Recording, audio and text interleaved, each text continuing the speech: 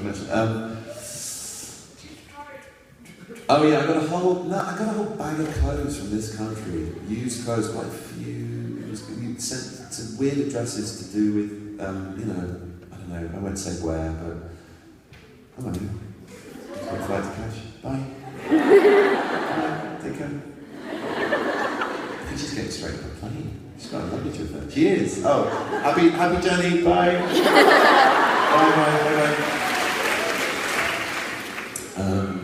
That's nice. Yeah, that was pretty weird. Used clothes.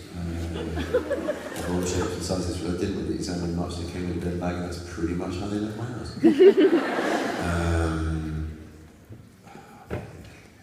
You probably know as well, don't you? Go on, shout some out that you know.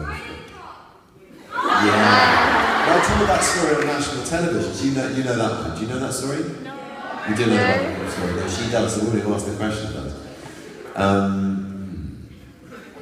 Yeah, that was Tom and Patrick Kennedy and Tom Hiddleston. They thought it was very funny to send me a riding crop. It was after the first series had premiered, and I thought it was a fan sending me a riding crop. And I went on our car, and he asked that question, or maybe the audience did, and I went, yeah, I got a riding crop once in a post, which was a bit kinky. And then he told me that they had sent it. Patrick Kennedy, ladies and gentlemen. A prank that he played recently was to convince me that a really good friend of mine from school, David Birkin, had been arrested for, under the Anti-Terrorism Act in America because he'd suspended himself from the, which bridge was it? It was a very busy bridge, not the Brooklyn Bridge, but let's say it was the Brooklyn Bridge, naked except for being painted in an Iranian flag with the words, screaming the words, something like, what was it? Death Valley chimpanzees ate my nouns. And what could we do to help him? And it was his April Fool, Patrick's April Fool, and we got, I won't tell you who was involved, but we reached out to a lot of people, including one person who had a contact with Hillary Clinton, somebody else who had a contact with Prince Charles,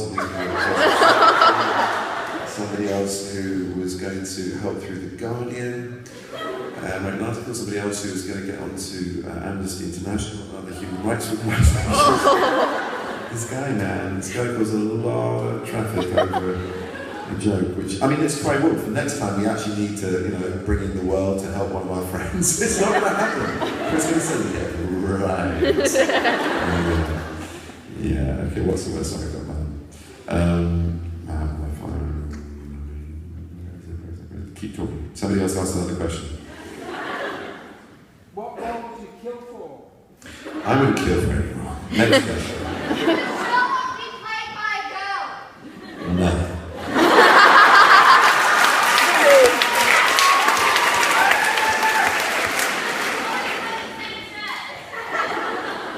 Because I have the luxury of being in hotels where they do dry cleaning. I don't want to make people jealous that they've got photographs of them lots of different shirts when they like one shirt more than another, so I've tried to circulate 2 shirts for these 2 shows.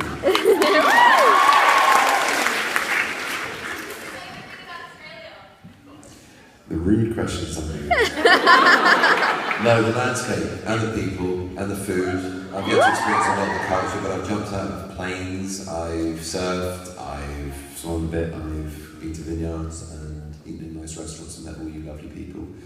I've seen the extraordinary views of Sydney and of Adelaide and of Melbourne, and it's rather cool what you've got going on here. Have you been to Perth yet? I haven't been there.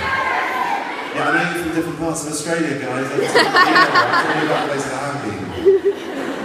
Hello. Hello. Hi. So Sherlock.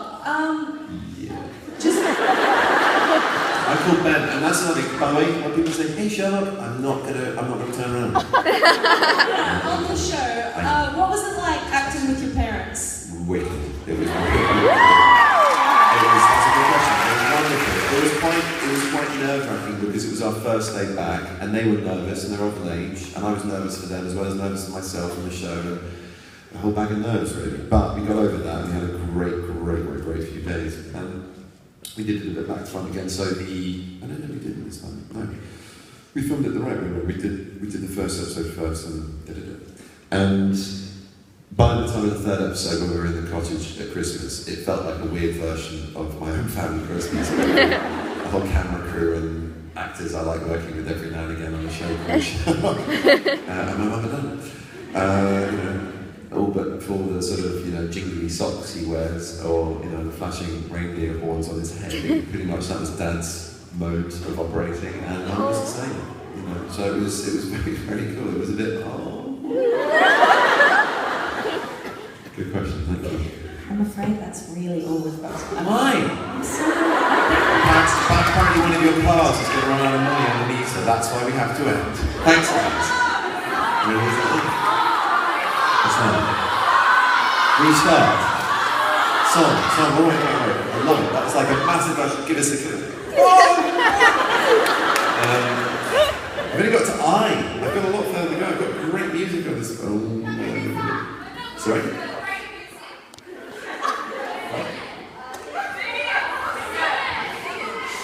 That's not an embarrassing song.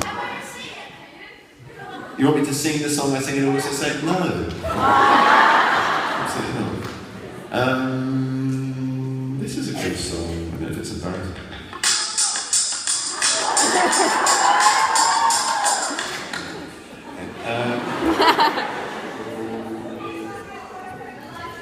Shall I shuffle? I'll just shuffle it. Yeah. Songs. Shuffle. Let's see what happens.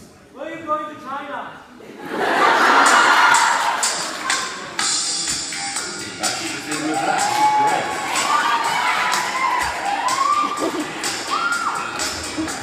Shuffle again.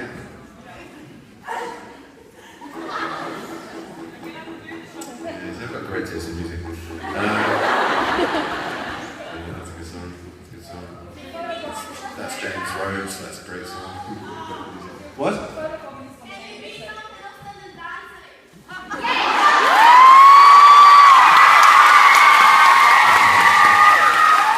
What did you say? What's ringing? Is that what? Dance like Tom Hiddleston. No, I never performing Lucky. I don't know how many you are screaming in a Korean shopping mall. I've got quite good songs, I'm so sorry. I can't find a really bad one. I'll get someone to post. I'll have a look later. I'll think about your question again. And I'll also try and post one of your, this is one of your country. So this is?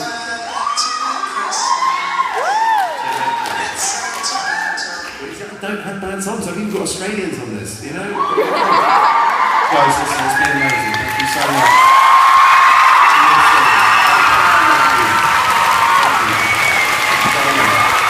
Thank you.